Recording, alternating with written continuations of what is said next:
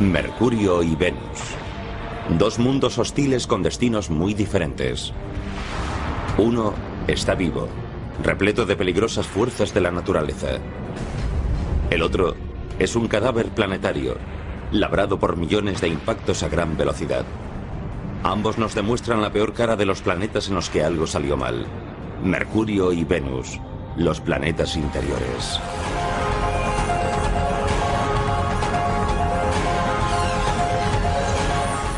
El universo, Mercurio y Venus. Junto a la Tierra y Marte, Mercurio y Venus componen el sistema solar interior.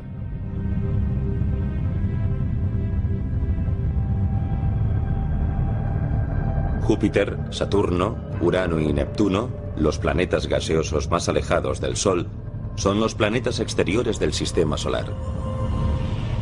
A lo largo de 4.000 millones de años, los planetas interiores han recogido tantos restos interestelares que se han convertido en cuerpos sólidos. ¿Por qué estudiamos los planetas? ¿Por qué nos preocupamos de la astronomía? Algún día tendremos que dejar el planeta Tierra si queremos sobrevivir como especie a muy largo plazo.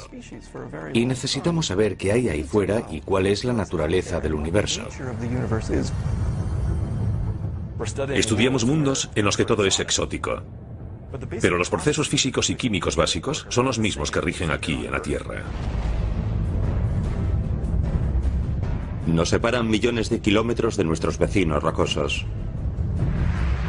Pero una visita a Venus y Mercurio nos muestra un ADN común. Venus y Mercurio. Podemos observar estos lugares como mundos con una historia propia, para luego contextualizar la historia de nuestro propio planeta. Venus es el sexto mayor planeta del sistema solar. En su punto más próximo está a 42 millones de kilómetros de la Tierra. Un año venusiano equivale a 225 días terrestres. Y si usted pesa 67 kilos en la Tierra, pesaría 61 en Venus.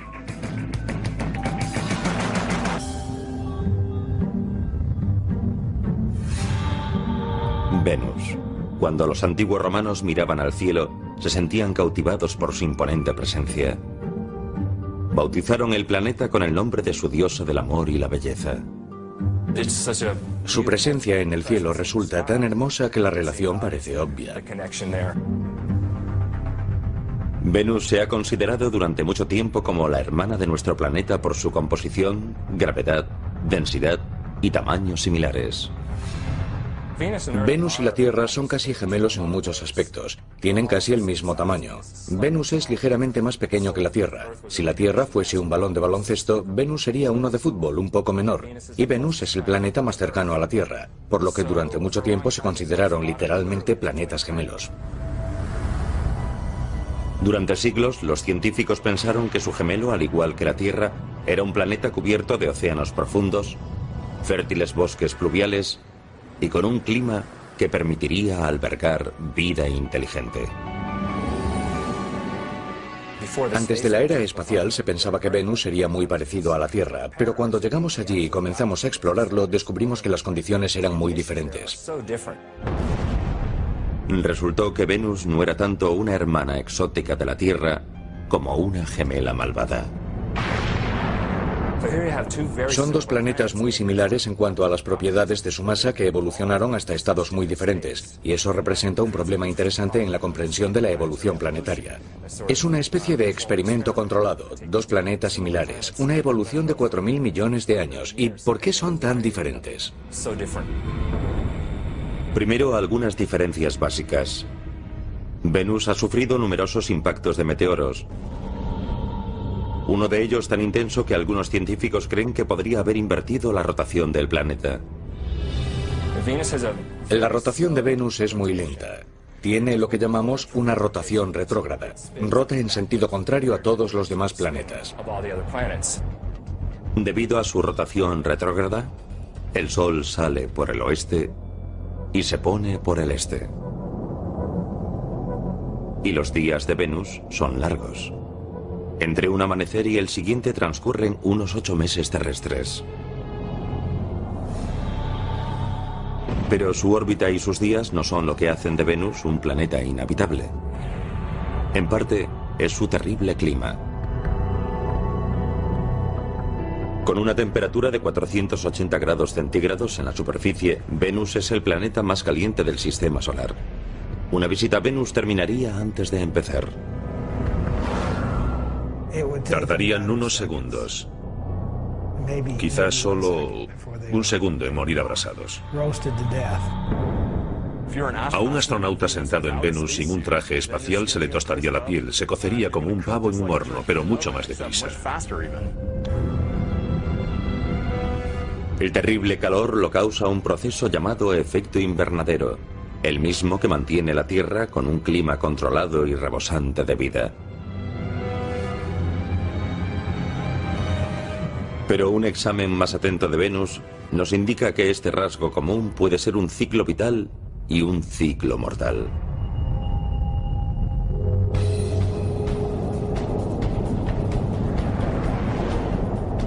En la actualidad, la temperatura de nuestro planeta está aumentando, y los científicos han encontrado en Venus una posible causa. El calentamiento global es el resultado de los gases de efecto invernadero que aumentan más y más, y por eso cada vez hace más y más calor. Y cuando observamos Venus nos dijimos, vaya, ahí ya está sucediendo.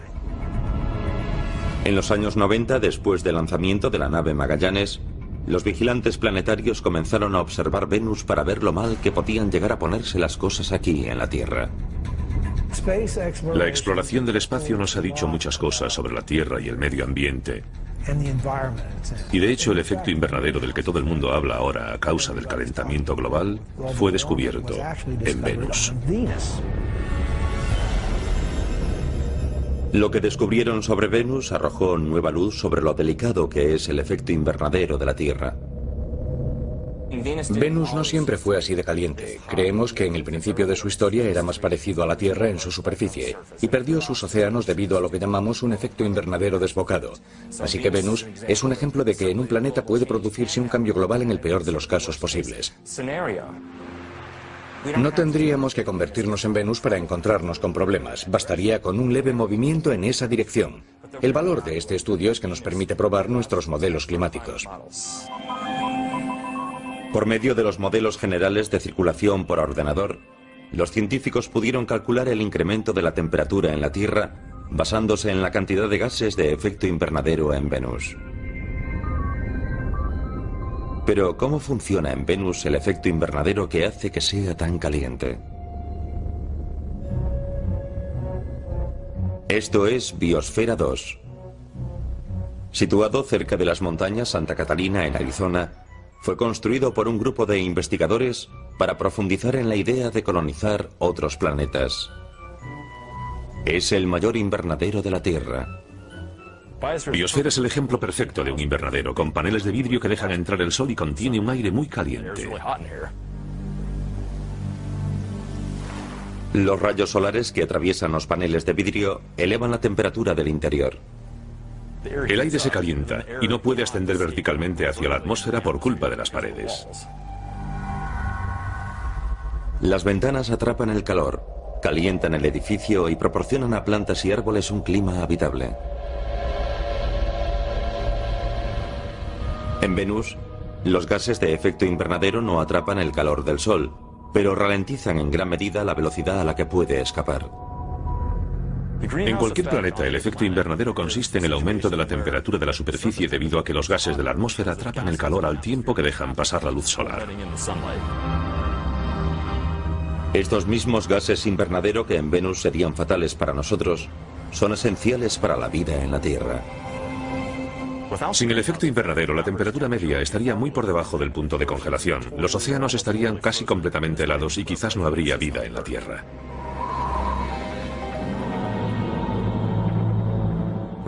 Decimos que es muy caliente, pero ¿por qué es tan caliente? Por la composición de su atmósfera. La de Venus se compone casi totalmente de dióxido de carbono. El dióxido de carbono, o CO2, representa el 95% de la atmósfera venusiana, y ese elevado volumen de gas atrapa más calor. Eso significa un importante efecto invernadero. Esa es la razón de que haga tanto calor en Venus. Es un ejemplo extremo de calentamiento global. En Venus, los volcanes son la fuente natural del CO2 y otros gases. Es un proceso que el químico atmosférico Jeff Sutton estudia en la Tierra en el volcán Kilauea, en Hawái. Ciertos compuestos atómicos arden a gran profundidad durante los periodos de actividad del volcán, formando CO2. El gas se origina por la presión creada por el calor del magma, la roca fundida. Asciende hacia la superficie y alcanza el depósito de magma. La presión sobre el magma desciende, lo que permite que los gases atrapados debajo a una gran presión puedan ascender en forma de burbujas. La superficie de Venus probablemente tenga grietas en la lava similares a estas fisuras por las que los gases escapan al aire. Entre 8.000 y 30.000 toneladas métricas de dióxido de carbono escapan de la cámara magmática cada día. Eso equivale de 3,5 millones a 5 millones de toneladas al año.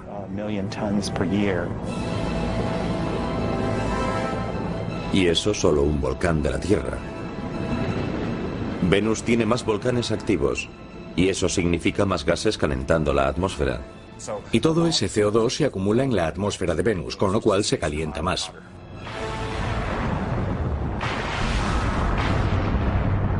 La temperatura de 480 grados no es el único rasgo que hace que el gemelo de la Tierra parezca una amenaza. 50 kilómetros por encima de la hirviente superficie de Venus, el caos hace que los 480 grados parezcan un frente frío. Un caos eléctrico que en una fracción de segundo puede alcanzar los 28.000 grados. Cada chispa de luz desprende 100 millones de voltios de electricidad. Los relámpagos ocurren tanto en la Tierra como en Venus, cuando las cargas eléctricas almacenan energía hasta que desprenden una chispa.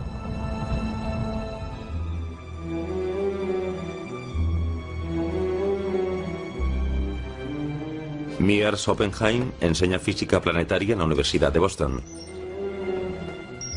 Y los investigadores, como él mismo, entran en acción en el Museo de Ciencias de Boston.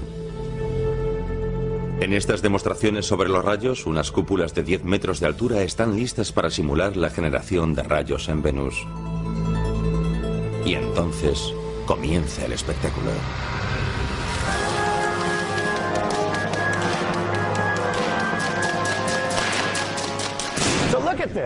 Vean esto. Estamos generando tantos millones de voltios en estas cúpulas que el voltaje tiene que escapar, y lo hace desgarrando las moléculas del aire. El aire de las cúpulas, como sucede en las nubes de Venus, agita la distribución eléctrica de las diminutas moléculas atómicas.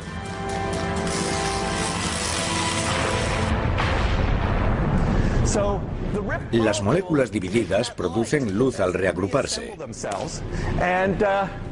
En eso consiste un relámpago. Las partículas cósmicas que desencadenan el relámpago proceden de estrellas lejanas que explotan. Cuando chocan con la atmósfera, provocan una chispa.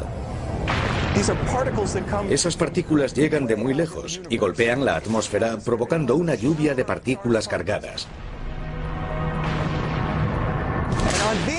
En Venus se producen relámpagos que probablemente contengan una enorme cantidad de energía y pueden recorrer muchos kilómetros. De media alcanzan la Tierra más de 3.000 millones de relámpagos al año. Número de veces que los relámpagos alcanzan la superficie de Venus, 0. La presión atmosférica en Venus es 90 veces mayor que en la Tierra, ya que el peso de la atmósfera creada por los gases es mayor. Esto impide que los relámpagos alcancen la superficie de Venus. En vez de eso, permanecen en las nubes. El aire es tan espeso que ofrece demasiada resistencia a los relámpagos como para que lo atraviesen. Les resulta mucho más sencillo descargar de nube en nube.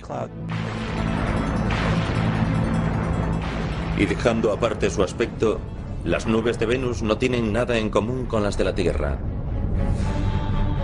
De hecho, su principal componente es lo bastante tóxico para abrasar la carne humana.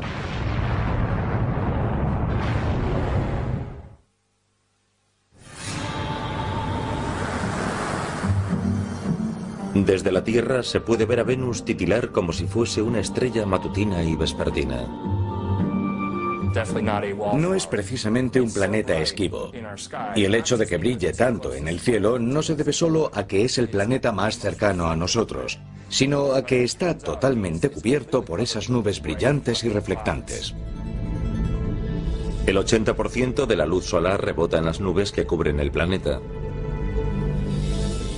Pero incluso las nubes de Venus, nuestro supuesto planeta gemelo, muestran su naturaleza maligna.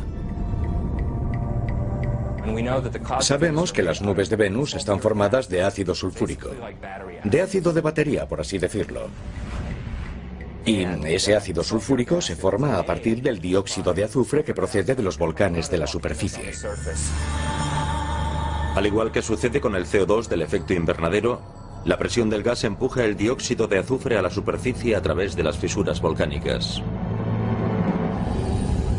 Se trata del mismo gas que el químico Jeff Sutton estudia en el volcán Kilauea, en Hawái. El dióxido de azufre es un gas nocivo y tóxico. Llevamos máscaras antigas para proteger nuestros pulmones y vías respiratorias.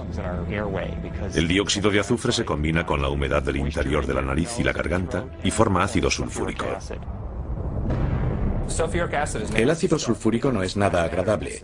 A nadie le gustaría que le echasen encima ácido de batería. Hay que tener cuidado. Básicamente es el mismo compuesto, así que no sería agradable tocar las nubes de Venus.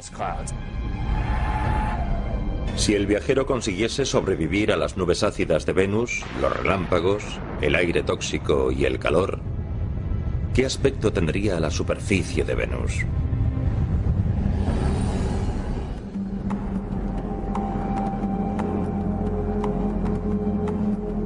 El vulcanólogo Jeff Burns, de la Inspección Geológica de los Estados Unidos, viaja por el mundo estudiando qué impulsa la actividad volcánica en los planetas interiores.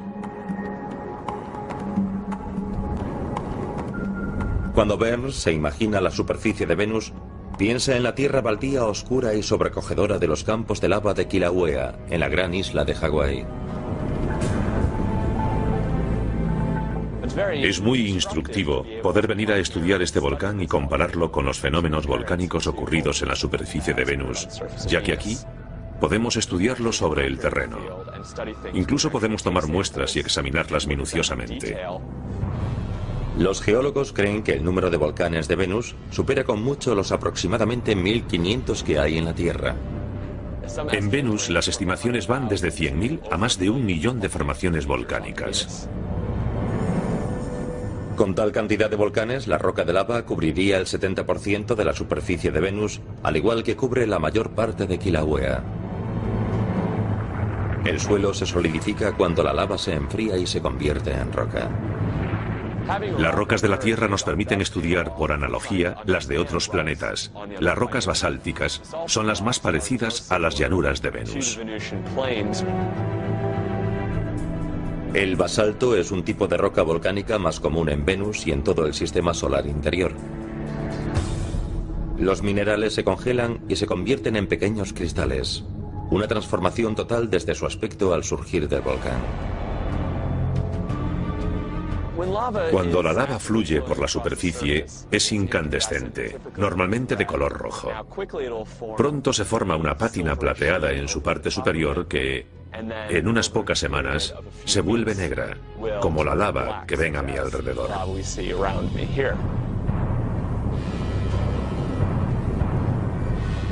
Con 8 kilómetros de altura, el Mad Mons es el volcán más grande de Venus. Y su actividad ha dejado un enorme rastro de lava, igual que lo hizo el Kilauea. Aquí pueden ver la estructura. Se forman diques en los lados y además las estructuras internas. Probablemente los grandes canales de la superficie de Venus se formaron de un modo similar, aunque a una escala mucho mayor. Tanto como para crear canales que parecen interminables en todo el paisaje de Venus. Tanto a lo largo como a lo ancho, los canales son mucho más largos en Venus que en Hawái debido a las condiciones ambientales del planeta. La densa atmósfera y las altas temperaturas hacen que el magma tarde más en convertirse en roca sólida. La escasez de viento y la falta de lluvia hacen que el magma no se enfríe, por lo que la lava de una erupción puede recorrer la superficie durante meses antes de endurecerse.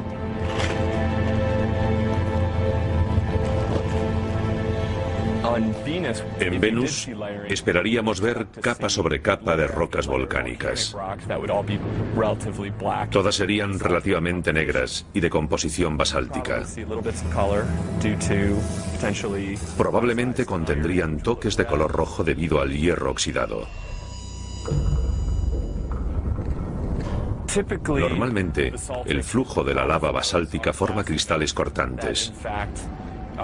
Pueden ser muy afilados y tienden a formar cristales cuando se apagan.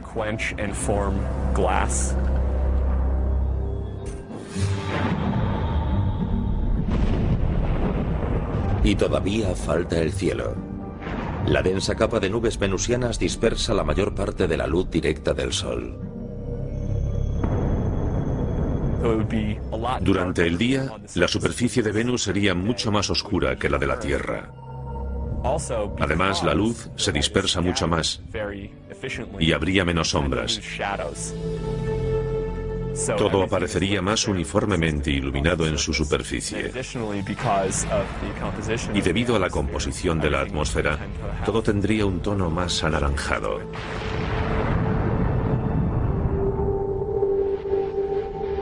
Además de los cañones, las montañas escarpadas recortan el cielo de Venus. El pico más alto del planeta se encuentra en los montes Maxwell. El Maxwell mide unos 10.850 metros de alto. Es bastante más alto que el Everest o cualquier otra montaña de la Tierra. El Everest mide unos 8.800 metros, así que es mayor que cualquiera de la Tierra. Nuestro planeta hermano parece superar una de nuestras maravillas naturales. Pero ¿cómo es la superficie de Venus si comparamos otro accidente geográfico como los cañones?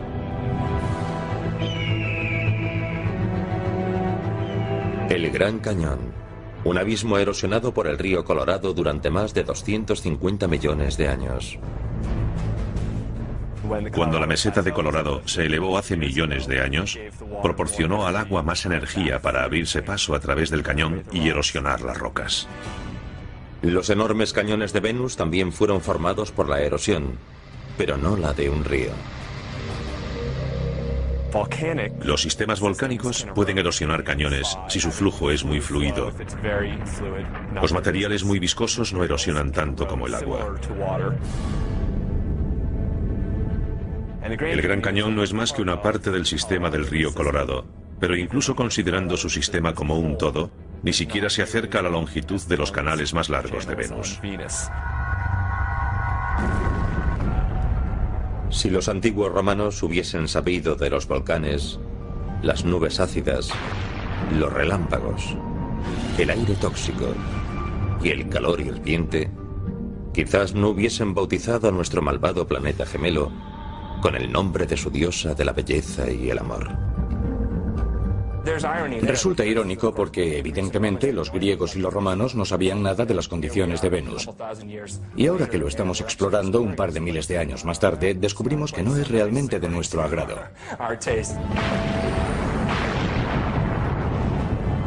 Pero ¿cómo son esos peligros de nuestro planeta gemelo si los comparamos con la violencia cósmica que encontramos en Mercurio?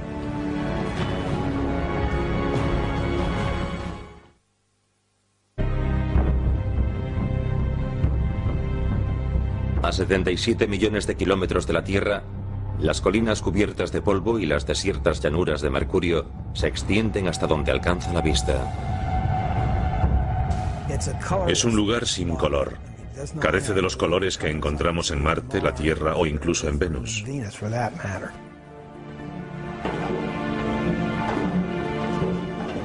El doctor Robert Strom, del Laboratorio Lunar y Planetario de la Universidad de Arizona, es una autoridad en geología planetaria desde hace más de 35 años.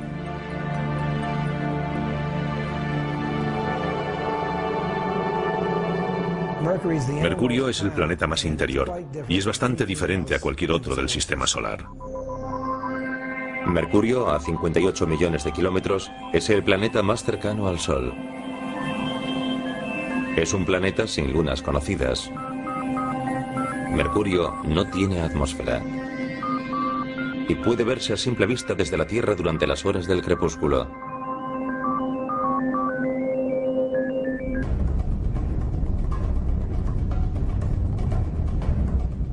Con un diámetro un 60% más pequeño que el de la Tierra, Mercurio es el planeta más pequeño del sistema solar. Demasiado pequeño para generar el poderoso campo gravitatorio necesario para retener una atmósfera. La gravedad depende de la masa del objeto, de su masa. Cuanto mayor es la masa, mayor es la gravedad, y en el caso de Mercurio es poca. Debido a la escasa gravedad del planeta, si el peso de ese objeto fuese de 67 kilos en la Tierra, solo pesaría 25 en Mercurio.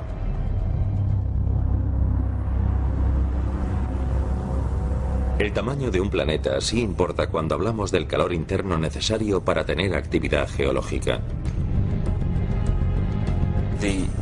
Las corrientes de convección que producen la actividad geológica se detienen y en general se paraliza y no hay forma de mantener esa actividad geológica. Eso es lo que le ocurrió a Mercurio hace mucho tiempo, cuando ni tan siquiera tenía 1000 millones de años de vida. Los tiempos en que el intenso pulso del planeta producía volcanes y terremotos hace tiempo que terminaron.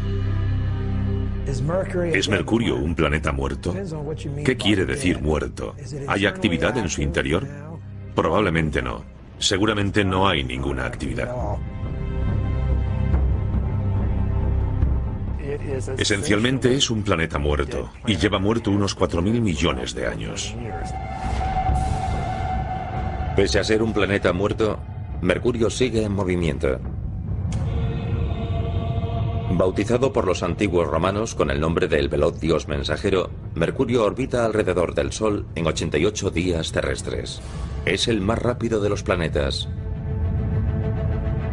Pero con respecto al tiempo que tarda en rotar sobre su propio eje, Mercurio resulta ser el planeta más lento. Tarda unos 180 días terrestres, medio año aproximadamente. La fuerza gravitatoria del Sol crea una fricción de marea que ralentiza la rotación de Mercurio sobre su propio eje. Eso significa que en Mercurio un año es más breve que un día. La lentitud de su rotación provoca en Mercurio un clima bastante peculiar. Durante 6 meses, la cara expuesta al Sol alcanza los 420 grados. En la otra cara, la temperatura cae hasta los 149 grados bajo cero. Tiene mucho tiempo para calentar la cara expuesta al Sol y mucho tiempo para enfriar la otra. Por eso presenta temperaturas tan extremas.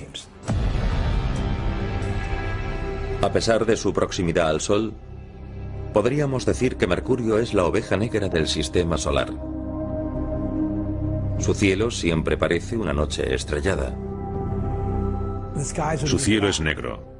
La razón de que el cielo de la Tierra sea azul se debe a nuestra atmósfera. El nitrógeno dispersa la luz, preferentemente hacia el azul, y por eso el cielo de la Tierra parece azul. Mercurio carece de atmósfera, así que su cielo es negro. Según la leyenda, Mercurio, el dios romano, inventó el deporte del boxeo. Y este planeta ha salido mal parado del cuadrilátero.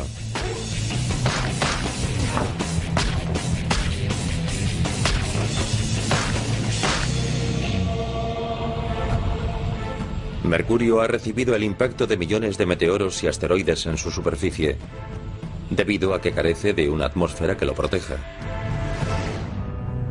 Nuestra atmósfera, a modo de escudo, protege a la Tierra de la mayoría de los impactos. Cuando un objeto pequeño impacta en ella, normalmente a una velocidad 10 veces superior a la de una bala, su choque con las moléculas de aire los convierte en gas. La Tierra está protegida de los pequeños impactos por esa maravilla que llamamos atmósfera. Los objetos pequeños y débiles son destruidos por completo por esas fuerzas, mucho antes de que alcancen la superficie de la Tierra.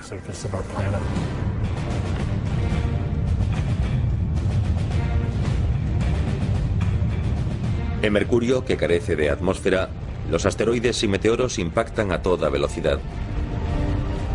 Esto ha convertido a Mercurio en el planeta con más cráteres del sistema solar. En Mercurio no se podría dar un paso sin encontrarse con un cráter de impacto. En 1974, la sonda espacial Mariner 10 cartografió la mitad de la superficie del planeta, incluido el mayor cráter jamás visto en el sistema solar. Su rasgo más destacable es la llamada Cuenca de Caloris, un cráter de impacto de gran tamaño que puede medir unos 1.450 kilómetros de diámetro. 1.450 kilómetros de diámetro. Esos son unos 300 kilómetros más que todo el estado de Texas. Los investigadores creen que el meteorito de hierro que provocó el impacto medía casi 100 kilómetros de ancho antes de chocar con la superficie. Poco después del impacto, las ondas sísmicas convergieron en las antípodas, el punto opuesto del planeta. Las ondas sísmicas, las ondas de choque producidas se concentraron simultáneamente en la otra cara del planeta y literalmente destrozaron la superficie. Las turbulencias sísmicas desmenuzaron la corteza y removieron el terreno creando formaciones rocosas poco frecuentes. El terreno de esa zona es muy extraño. De hecho, su nombre técnico es terreno caótico. Y realmente es así. Está retorcido y es irregular, y no tiene ningún sentido según la actividad geológica. Parece como si un gigante hubiese levantado la superficie y la hubiese dejado caer. Los cráteres anteriores se convirtieron de pronto en colinas, algunas de 9,5 kilómetros de ancho y más de 1,5 kilómetros de alto. De hecho, la elevación de la superficie pudo alcanzar 1 kilómetro o 2 de altura en cuestión de pocos segundos. Tuvo que ser algo terrible. Los científicos no tienen forma de saber con exactitud cuándo se produjo el impacto de Caloris. Pero hay algo que sí saben. Si un asteroide de ese tamaño impactase en la Tierra, las consecuencias serían catastróficas. Y acabarían con la civilización humana.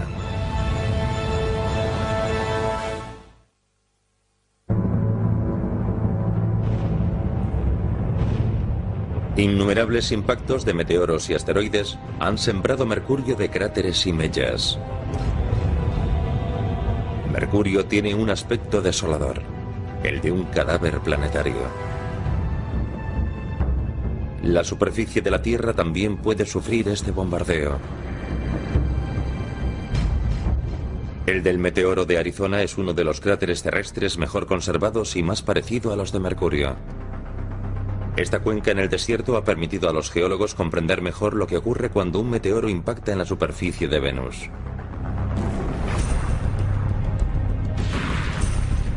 Después del impacto, la energía de las ondas de choque se propaga por la superficie y eleva toneladas de roca que conforman el cráter. Ese flujo de roca conformó esta cavidad en forma de cuenca y cubrió de restos varios kilómetros a la redonda. Esa misma energía barrió las paredes del cráter y provocó la elevación de estas capas de roca que tengo atrás. Bajo la influencia del choque, la roca no estaba tan quebradiza como suele estar. Era más viscosa. Esta es una de las características de los cráteres de impacto. No solo aquí, en el cráter Meteoro, sino en todo el sistema solar. Pero imaginen que el gran objeto que formó la cuenca de Caloris de Mercurio hubiese caído en el emplazamiento del cráter Meteoro. Se hubiese producido una explosión enorme con fragmentos de material fundido volando alrededor de la Tierra, volviendo a la atmósfera terrestre y causando enormes lluvias de meteoros en todas partes. La onda de choque desgarraría el suelo unos 12.000 kilómetros a la redonda y provocaría tsunamis con olas de 600 metros.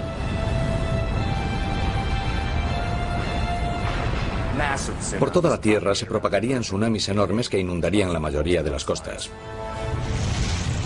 Aplastaría a Las Vegas, en Nevada. Las ciudades de Salt Lake City, en Utah, San Francisco y Los Ángeles, en California, se desvanecerían en una fracción de segundo. Las ondas de choque se propagarían a través de la Tierra a miles de kilómetros del lugar de un impacto así. Esas ondas sísmicas convergerían en las antípodas del impacto, cerca de la costa de Madagascar, en África, al sur del Océano Índico.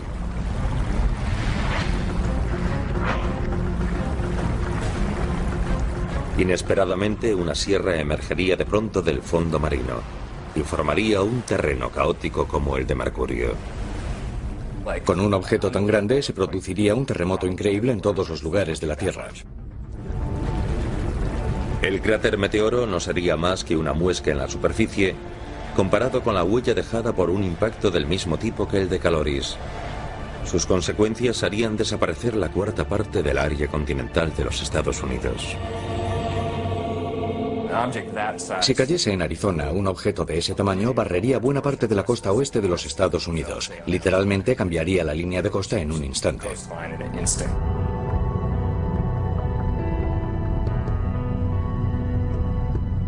Esos cráteres han convertido a Mercurio en uno de los iconos del sistema solar, y algunas de esas huellas esconden misterios.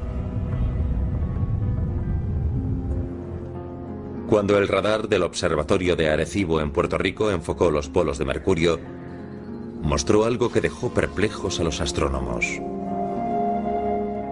Hielo de todo tipo. Es uno de los astros más calientes del sistema solar y tiene hielo en los polos. Y la razón de que tenga ese hielo se debe a que la superficie de Mercurio está tan alterada que el interior de los cráteres de la región polar se encuentra siempre en sombras. Debido a la posición vertical de Mercurio respecto al plano de su órbita, el fondo de algunos de sus cráteres nunca recibe la luz o el calor del Sol. Pero sin fuentes de agua conocidas en el planeta, surge una pregunta. ¿Cómo llegó allí el hielo? Los científicos creen que el misterioso hielo podría proceder de un cometa.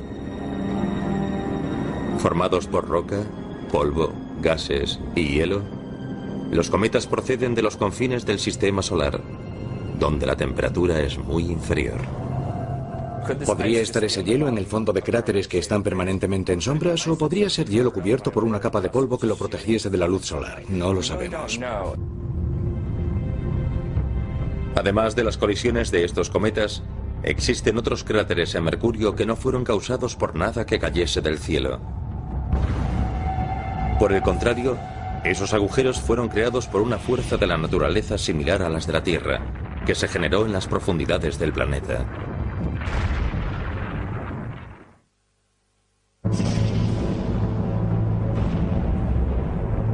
Mercurio. Cuando los científicos pudieron observar su superficie con mayor precisión, descubrieron que algunos de sus cráteres podían haber sido causados por algo más que asteroides, cometas y meteoros. El proceso geológico más importante de los que afectaron a Mercurio fueron los cráteres causados por impactos. El segundo proceso geológico en importancia es el volcánico.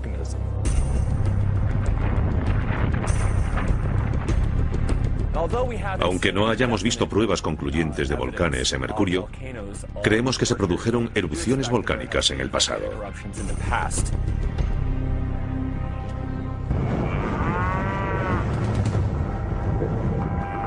Este pastizal para el ganado, a 3 horas por carretera al norte de Phoenix, podría contener un eslabón de la historia volcánica de Mercurio.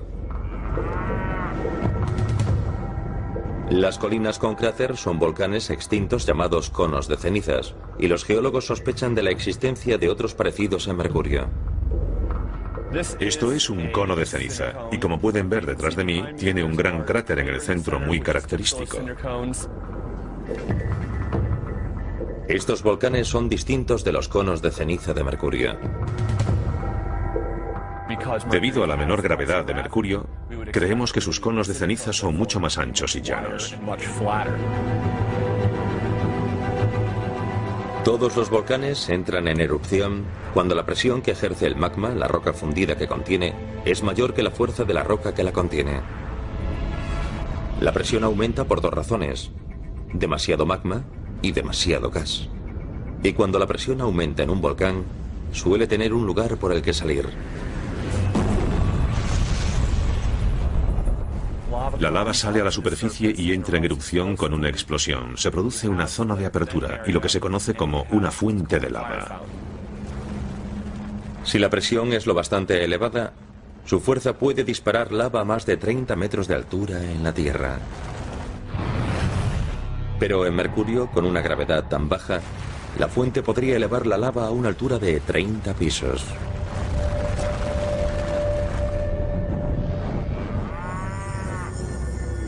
Aunque estos conos de ceniza de Arizona sirvan para ilustrar el pasado volcánico que compartimos con Mercurio, presenciar allí una de estas erupciones y ver la formación de los conos de ceniza resultaría una experiencia muy diferente. Primero, al carecer de atmósfera, el penacho de humo y restos no se esparciría por el entorno. Ese material saldría al vacío del espacio, ya que Mercurio carece de atmósfera. Ese material se extendería mucho más. Además, en Mercurio no podríamos oír la erupción. Mercurio no tiene atmósfera. El sonido no se transmite. Así que si tocásemos en Mercurio una guitarra, un ukelele o un piano, no oiríamos nada de nada, porque no hay atmósfera que transmita el sonido, por lo que el silencio es total.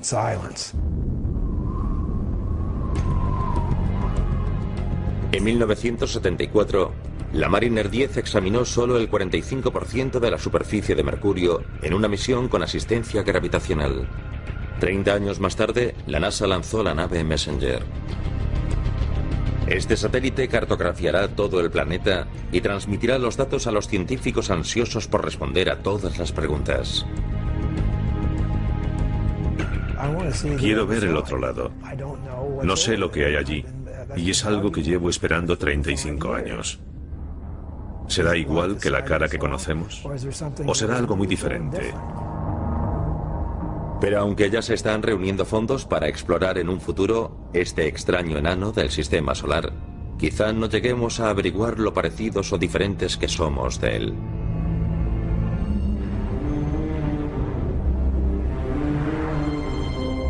A pesar de las inhóspitas condiciones de Mercurio y Venus, una mirada atenta a nuestro alrededor nos muestra lo bueno, lo feo y lo malo de los planetas interiores. El universo es realmente enorme y nosotros estamos sentados en esta mota diminuta, pero no estamos aislados. Vemos lo que ocurre en esos otros planetas, esos cambios tremendos y traumáticos que ocurrieron en el pasado y en muy poco tiempo. Ahora podrían suceder en la Tierra. Enriquece nuestro conocimiento sobre quiénes somos y sobre lo peculiar y único de nuestro entorno y que criaturas como nosotros existan en el universo. Y esa evolución, esa exploración, ese girar la esquina, ese descubrimiento de nuevas ideas es lo que realmente somos y tiene un brillante futuro.